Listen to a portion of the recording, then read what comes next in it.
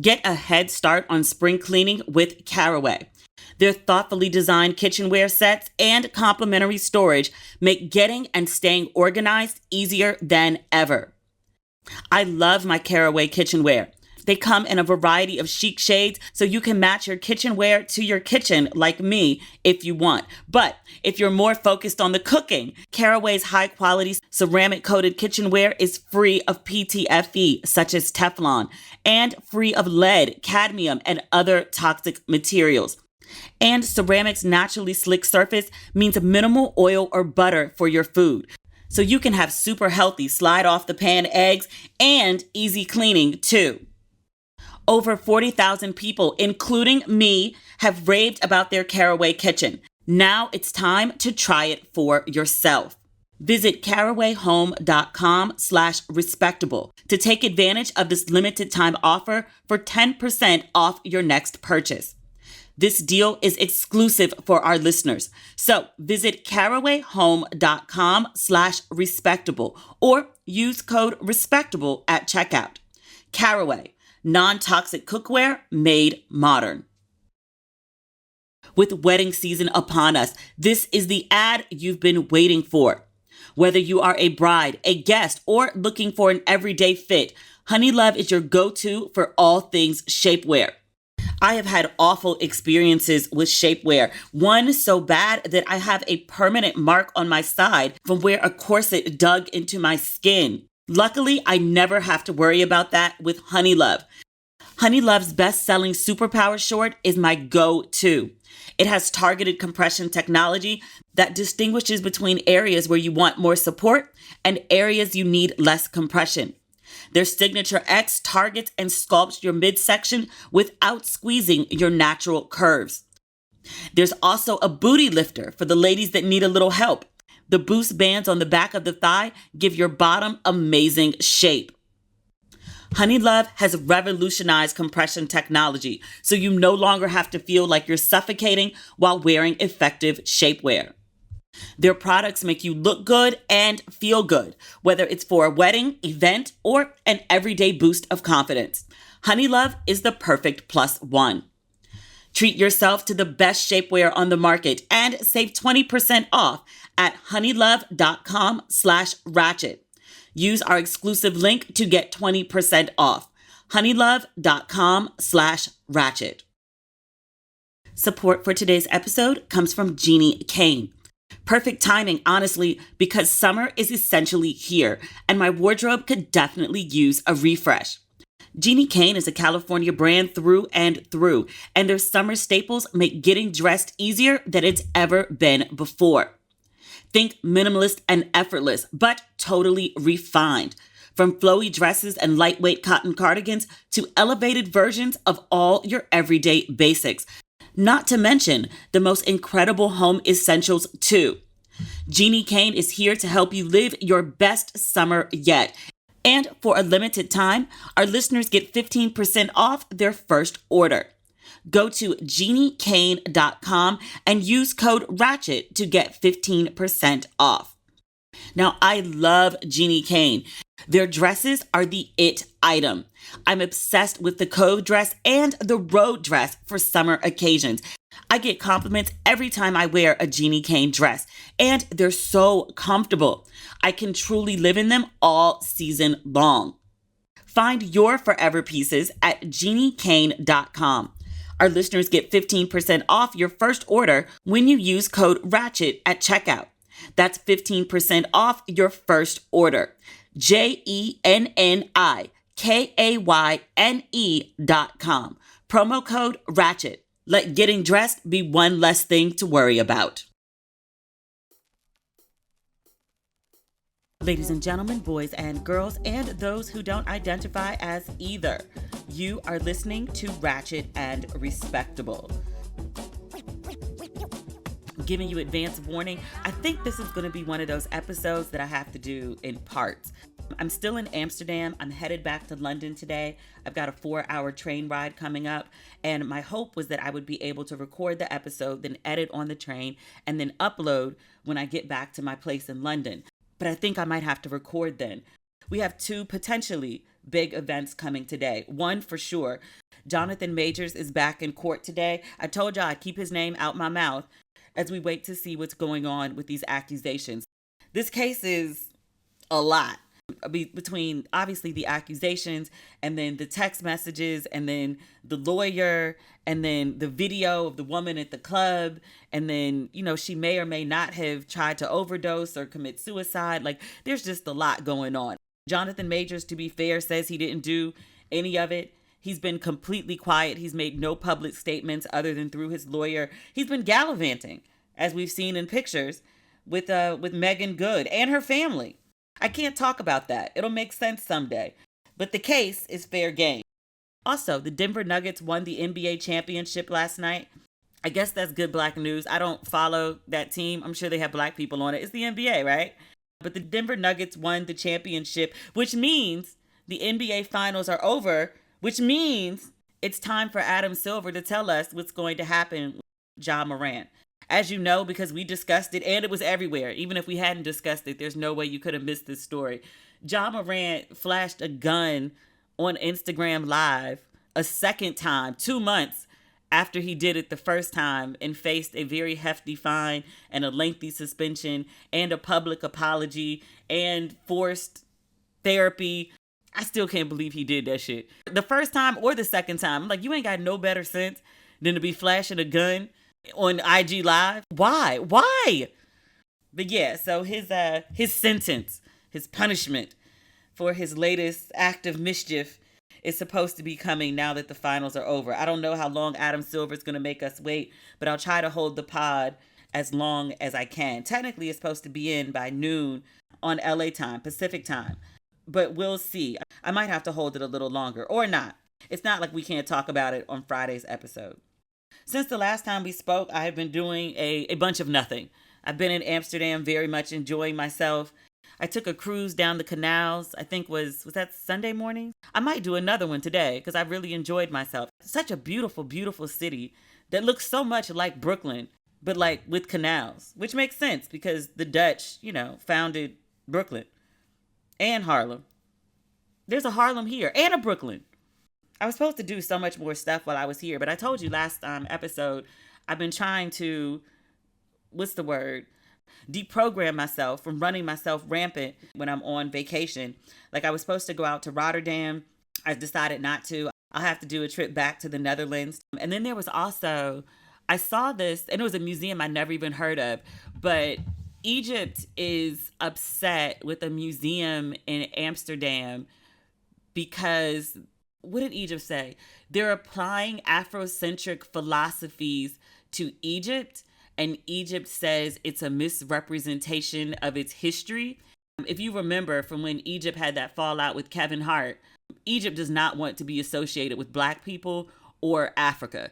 They were upset about Netflix. I don't know if we talked about this on here, but Netflix had a documentary. It was produced by Jada Pinkett Smith, but it was a documentary on, I think, Cleopatra specifically, not just ancient Egypt, but they depicted Cleopatra as a brown-skinned woman. And there's been for years and years controversy over what did Cleopatra actually look like. Was she brown? Was she closer to white? For obvious reasons, no one really knows.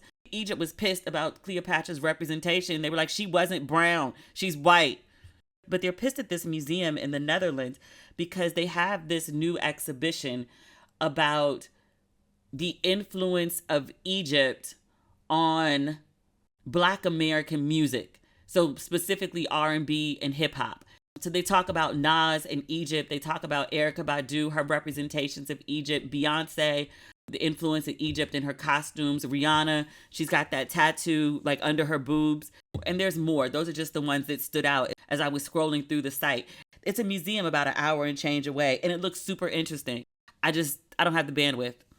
This bed at this hotel is like super comfortable, and I will lay in bed every day until 12 o'clock and then go out into the city for a few hours, come back and take a nap, and then go back out for dinner. It's been a lovely, actually relaxing vacation for the first time in a very long time. I feel like I'm going to go back to London and actually feel like I've rested.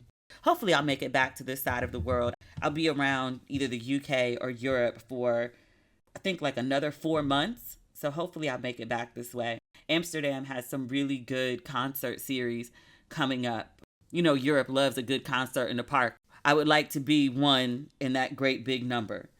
We have some updates to stories that we've spoken about previously. Somebody asked Khalees, let me get the quote right. Khalees had posted a picture of herself looking good, looking fine and good in a two-piece at the beach. It's a beautiful water. I don't know where she is, but she looks amazing.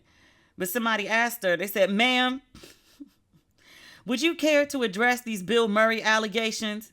Because damn, what he doing with all that? He's referring to how she looks in this bikini. And Khalees actually responded. She says, LOL, no, babe, I wouldn't bother at all. She's not denying that there's something going on. She's not confirming it either. She's saying she's not addressing it, but it'd be very easy for her because clearly she's online. She's posting, she's responding. She knows people want to know, like, is it or is it not true that you and Bill Murray got something going on? She could say something. She's choosing not to. And I totally get it. Celebrity, people say so much crazy shit about you. I've read stuff about myself and my family that I'm like, y'all definitely not talking to nobody that we actually know, because that's so far-fetched. It's not even like that. Sometimes there's like a kernel of truth. It's like, oh, you talked to somebody or somebody heard something. So there's something there, but you like mix up the story. It just be pure fan fiction.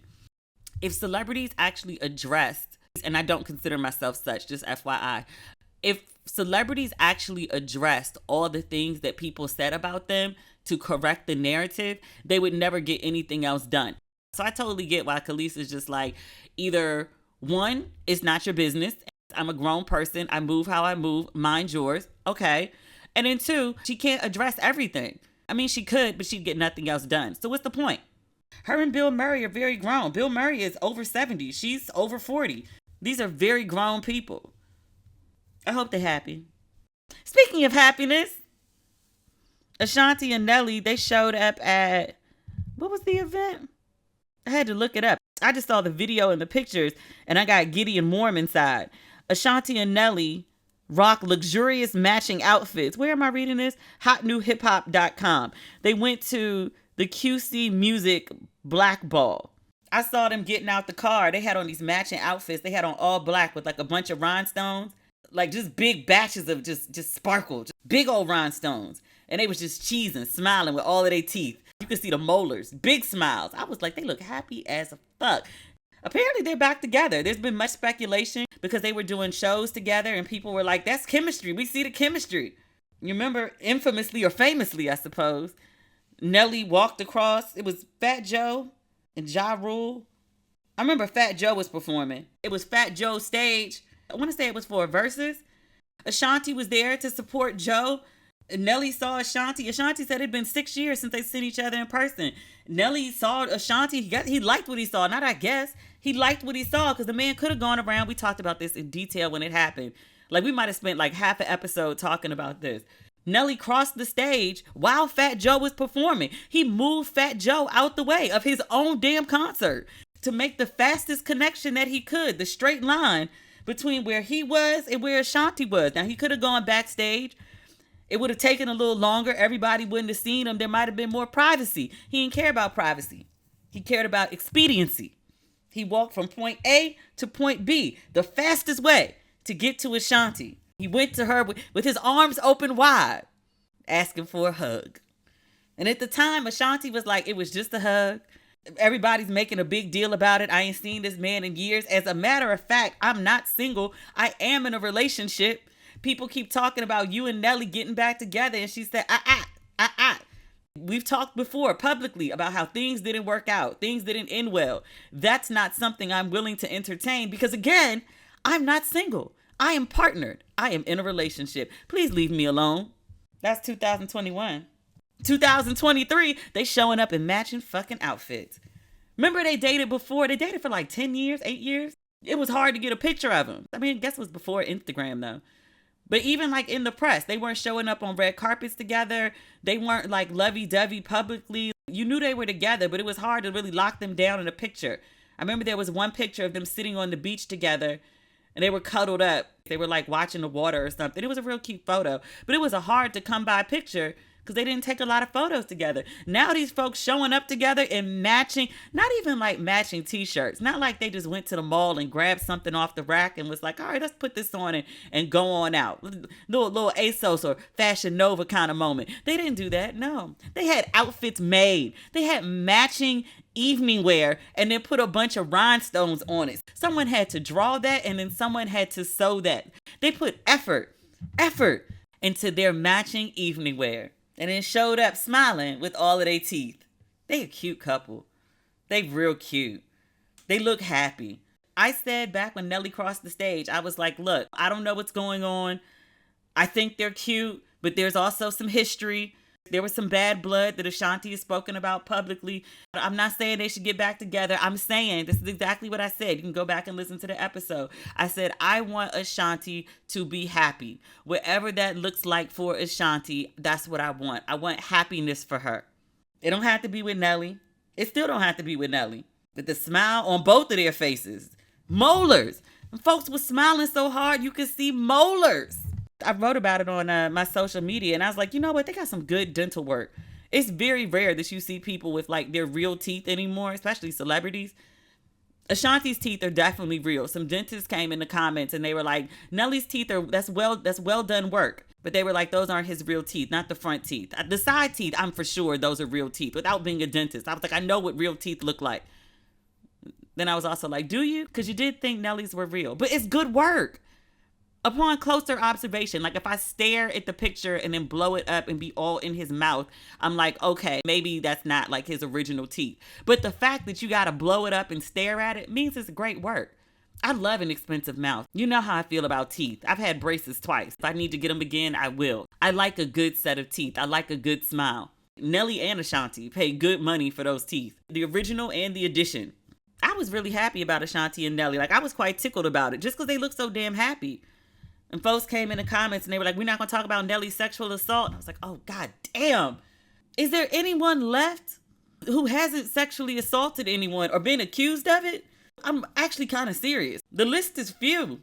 I only vaguely remembered there was conversation about Nelly sexually assaulting. Actually, 2 women actually accused him of sexual assault. And I was like, damn. Is there a man left?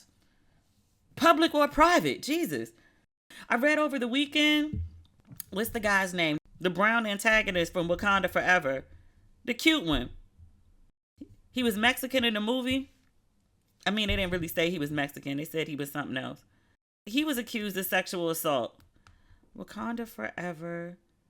Tinak, that's how you pronounce his name? Tinak Mehta. I woke up to this on Saturday that a woman had accused him of sexual assault. His ex-girlfriend, no less. This is the Los Angeles Times. Hold on. Why does everything have a freaking firewall? Okay, a saxophonist and activist. Her name is Maria Elena Rios, and she is the ex-girlfriend of Tinak Mehta.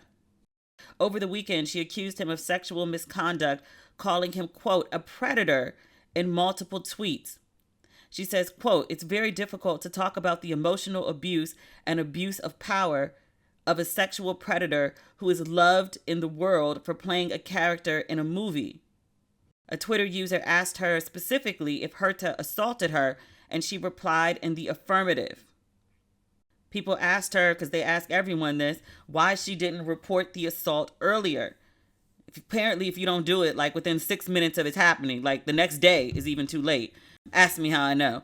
It says the woman, Rios, said that, quote and unquote, justice is unattainable in a machista country, adding she doesn't want to be famous, nor does she need money because she has a job. Oh dear. Hurta has denied the allegations. He says they are, quote, false and completely unsubstantiated. He adds, quote, about a year ago, I dated Elena for several months. It was entirely consensual at all times. After it ended, however, Elena began to misrepresent our interactions both privately and in front of groups of mutual friends. He added that he had engaged a legal team to protect his reputation a few months ago. Jesus. I hope he ain't do that shit. Just like I hope Jonathan Majors didn't do that shit. It would be better for everyone if the women were lying. Are they? I don't know. This is another, we're going to have to wait and see. I would love to be like, okay, he wouldn't. He couldn't. I don't know that man. Just like Jonathan Majors. I was on this podcast singing his praises. Talking about I loved his big nose, which is still beautiful. It's weird. I'm not attracted to him anymore because of the allegations, but I still like physically think he is an attractive man. But I was on this podcast every episode, Jonathan Majors, Jonathan Majors, Jonathan Majors, Jonathan Majors. And I think I said in one episode, because somebody caught it and pointed it out after the allegations came out. And I was like, I love the persona that he is presenting to us. I think it was after he and Michael B. Jordan acknowledged Angela Bassett after she didn't win the Oscar for Wakanda Forever. And I was like, I really like what he represents. That he was behaving like a grown-ass man. I really hope that lady crazy and is just making up shit. But after those text messages, I don't think she is, though. Like, I really think there's a reason I want to hold the episode until after his court case today. But I don't know if it's going to happen by the time I need to turn my podcast in. It's been going in late, so I'm not trying to, like, fuck with my producers right now. I do appreciate the work that they do. I don't want to be disrespectful to their time by being repeatedly late. We'll see. We'll follow this one. I think Hurta's real cute. Real cute don't mean not a predator. Real nice, Jonathan Majors, don't mean not a predator. I have personal experiences with real cute and real nice people who've done absolute batshit things. Remember how we were just talking about how celebrities can't address everything or they'll spend all their time addressing bullshit? So we talked a couple episodes ago about Gabrielle Union. She did a sit-down interview and she talked about how she goes 50-50 with Dwayne Wade. And people were very upset about it. Like, very upset. Like, Gabrielle Union was spending their personal money to support her lifestyle with Dwayne Wade. I said at the time how these millionaires, I think DWade alone is worth like $200 million. I was like, how these millionaires conduct their finances is really just not my business. I honestly don't care. There's no one right way to run your financial household other than to make sure the bills get paid and on time. However y'all choose to do that is y'all's business. So Gabrielle did this interview. Everyone flies into a hissy fit. DWade goes on Club Shay Shay. Shannon Sharpe asked him about 50-50. He's like, so you going 50-50 with your wife, huh? Shannon Sharpe has spoken previously about how he feels about finances.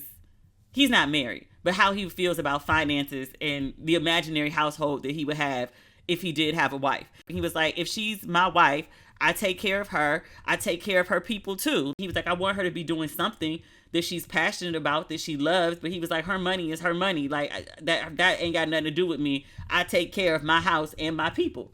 Fine. That's how he chooses to run his house. I'm not saying it's better or worse. I'm just saying these are different choices and how he chooses to run his fictional home. Dwayne Wade has a real home and a real wife and multiple children. So Shannon Sharpe asked him, he's like, talk with me about this 50-50. So Dwayne Wade gets to explaining. And this is just what we were talking about, how you can't run around explaining yourself to all the people all the time. One of the problems is when you do that, you end up saying too much. He said, my wife is a working woman.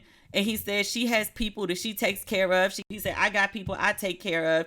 And he said, we come together as a family. And he was like, and we take care of the house and our daughter.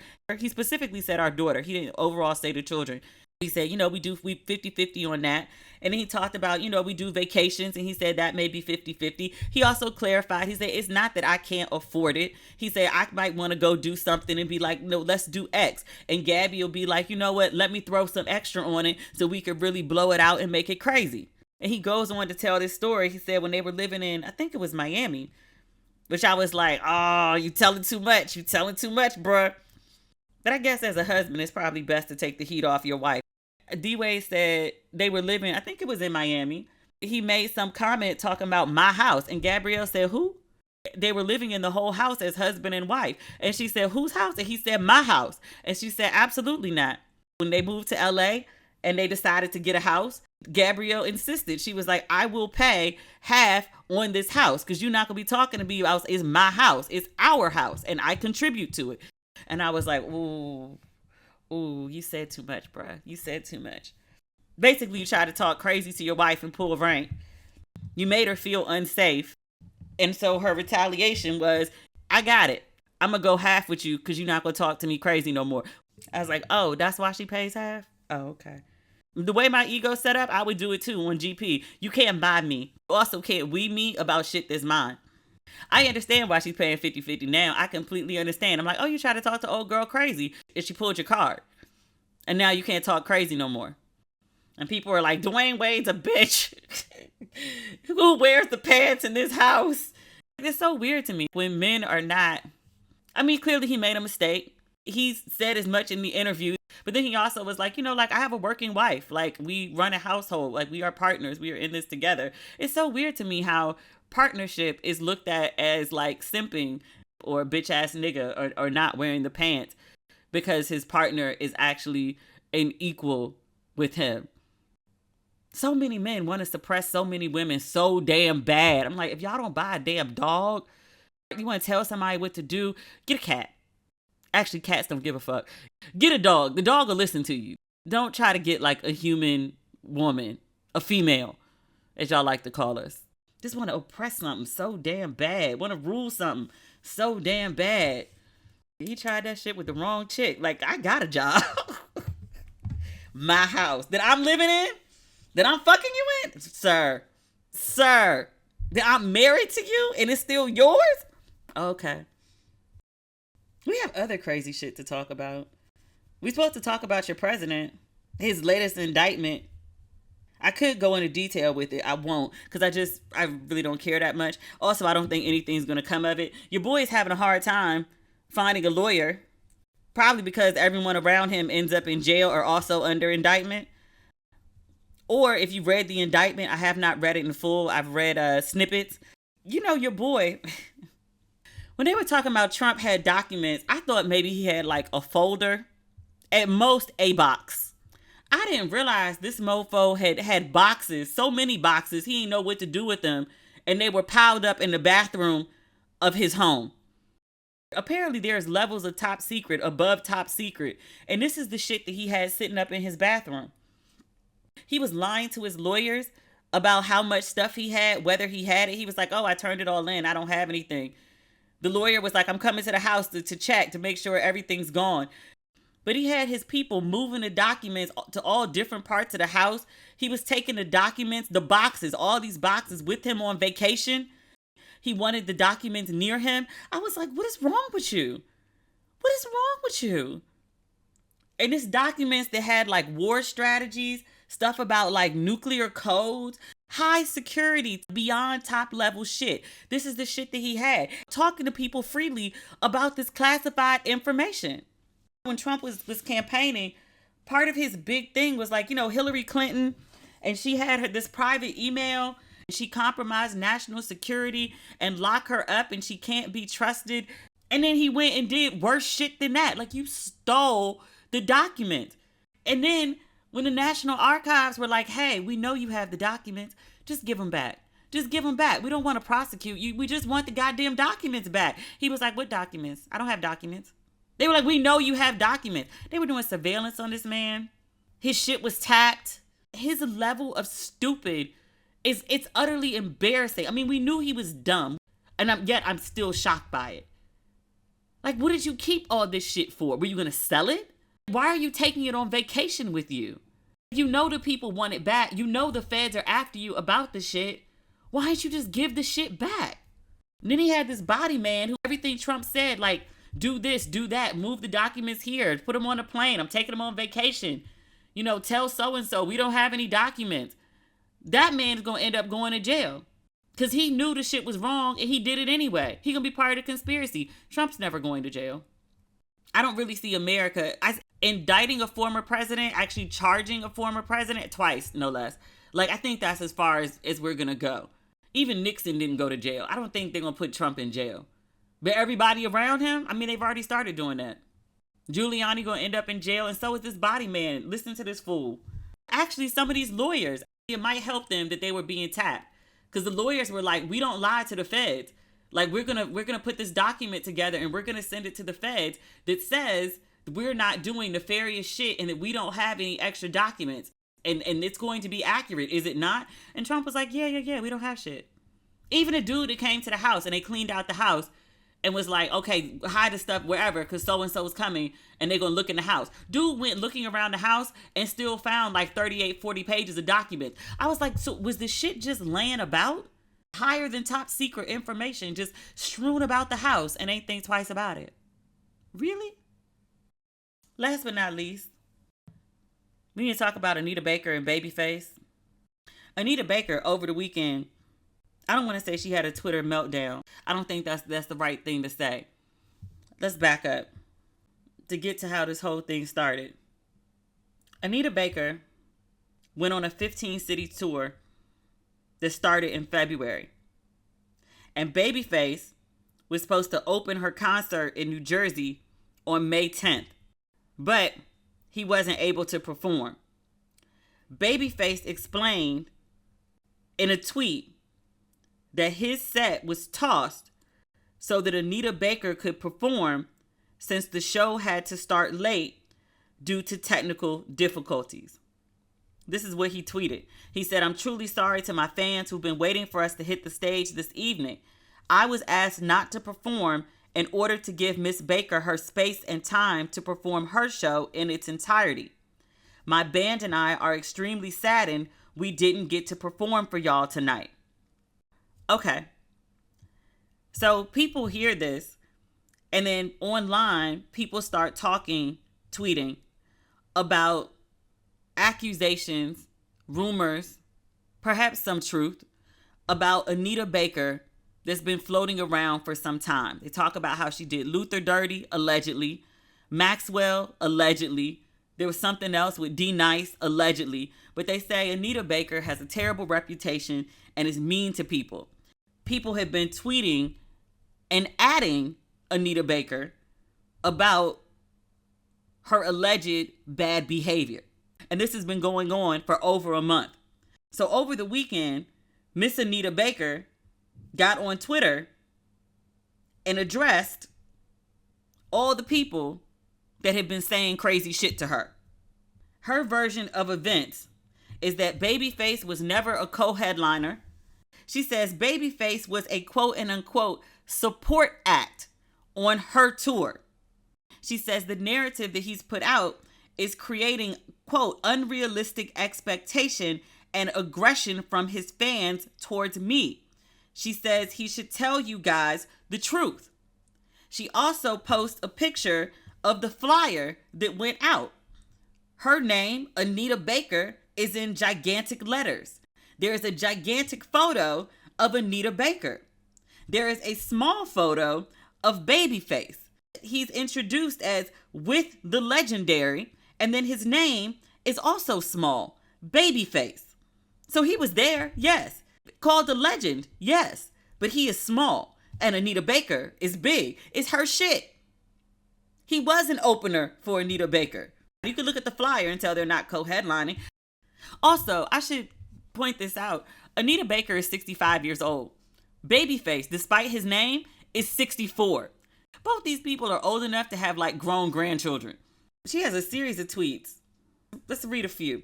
She says, "There is a white man behind these grown black men harassing me and gaslighting my fans because he can't take over this tour. He wants to destroy it. Kenny's crazy narcissist at Babyface. Call off your boys." I'm unclear if she's calling him a narcissist or she's calling this followers narcissist. But she's telling him to call off his people. He has not. She says that Babyface hates Beyonce. That came out of nowhere. She says Kenny's crazies are online bullies. At Babyface, please call off your fans. I have only been kind and supportive of you as the special guest / support on my tour.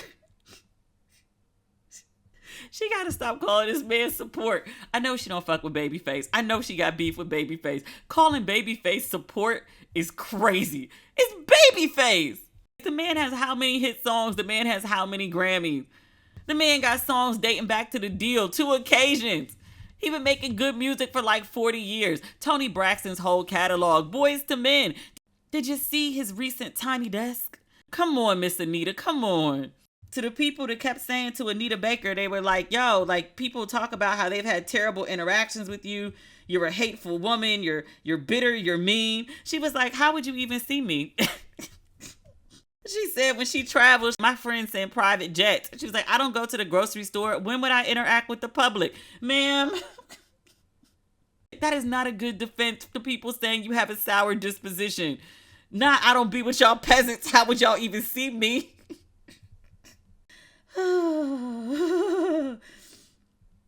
She said, I haven't been in Detroit for over 10 years, except for my sold out concert in 2022. And even then, this is literally a quote, I flew in via private plane and was never out in the street, accessible to strangers. So creepy.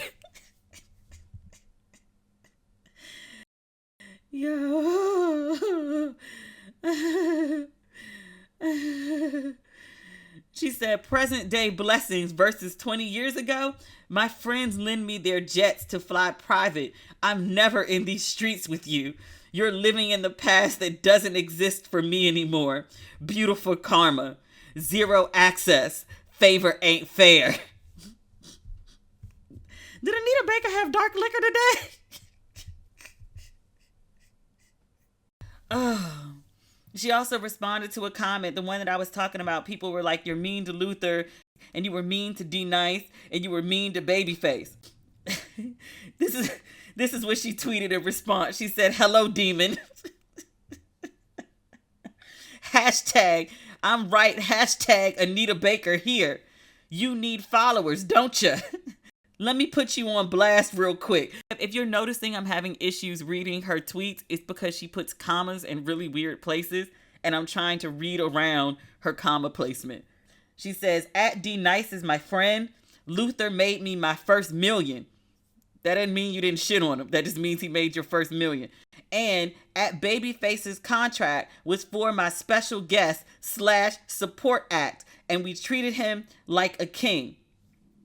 Anita Baker's version of what happened at the concert was there were technical difficulties, and I think there was something that was supposed to be on a screen behind them, and the screen wasn't working.